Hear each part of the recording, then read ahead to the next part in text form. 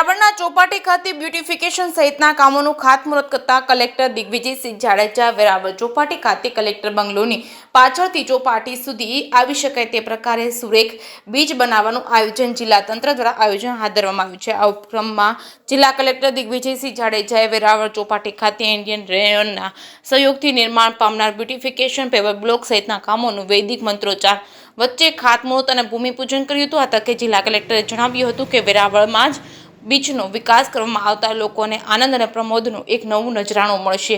અહીં નાના ધંધાર્થીઓ માટે ધંધો કરવા માટે તક વિકસિત થશે। વેરાવળ ચોપાટી ખાતે બ્યુટિફિકેશન સહિતના કામો કરવા માટે વેરાવળ ખાતે કાર્યરત ઇન્ડિયન રેયોન કંપનીએ જે હકારાત્મકતા દર્શાવી છે તે બિરદાવવા લાયક છે અને રાજ્યમાં કાર્યરત કંપનીઓ નાગરિક સુવિધાઓ પણ ઊભી થાય તે માટે જ પ્રલોભો આયોજિત કરે છે। તેના કારણે આજે રાજ્ય દેશના વિકસિત રાજ્યો પૈકીનું એક બન્યું છે।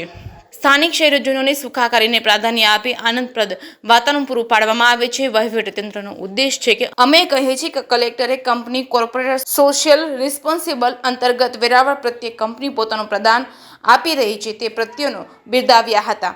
જે કે સિંહ ગુજરાતી સાથે મહેશ વાજા સોમનાથ। ચોપાટીનું ડેવલપમેન્ટ અને બ્યુટિફિકેશનનું કામ કરવા જઈએ છીએ।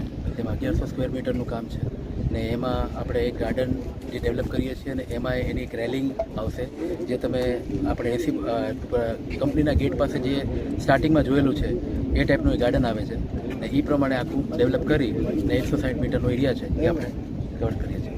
બરાબર, આપણે જે આજ વેરાવળ આપણી ચોપાટી છે એનું બ્યુટિફિકેશન માટે આજે આપણે ઇન્ડિયન ગ્રાસિમ રેયોન કંપનીને આપણે એક અપીલ કરેલ કે ભાઈ તમે થોડું અહીંયા પ્લાન્ટેશન કરી અને સારો એવો એક નાનો એવો બગીચો બનાવી દો જેથી આની શોભા છે એ વધી શકે। તો એને યોગ્ય પ્રતિસાદ આપી અને તેઓએ આ કામ મંજૂર કર્યું છે।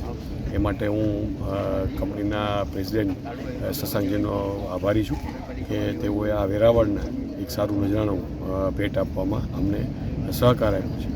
બીજું આપણે જે અગાઉ નક્કી કર્યું હતું કે આ ચોપાટી આપણે ડેવલપ કરી છે તેના અનુસંધાનમાં એક આ બગીચો થશે। બીજું આપણે આઈમાસ છે એનું કામ ઓલરેડી પૂરું થવાયું છે અને 2 દિવસમાં અહીંયા લાઇટ લાગી જશે અને કનેક્શન પતાશે જેથી રાત્રે પણ લોકો આ બીચની મુલાકાત લઈ શકશે। રોડનું કામ ઓલમોસ્ટ પૂરું થઈ ગયું, ફૂટપાથનું કામ છે એ ચાલુ છે અને લગભગ એકાદ વીકમાં એ કામ પણ પૂરું થઈ જશે જેથી આખો જે આ સર્ક્યુલર રોડ આપણે છે એ આપણે લોકોને ખુલ્લો મૂકી શકશું।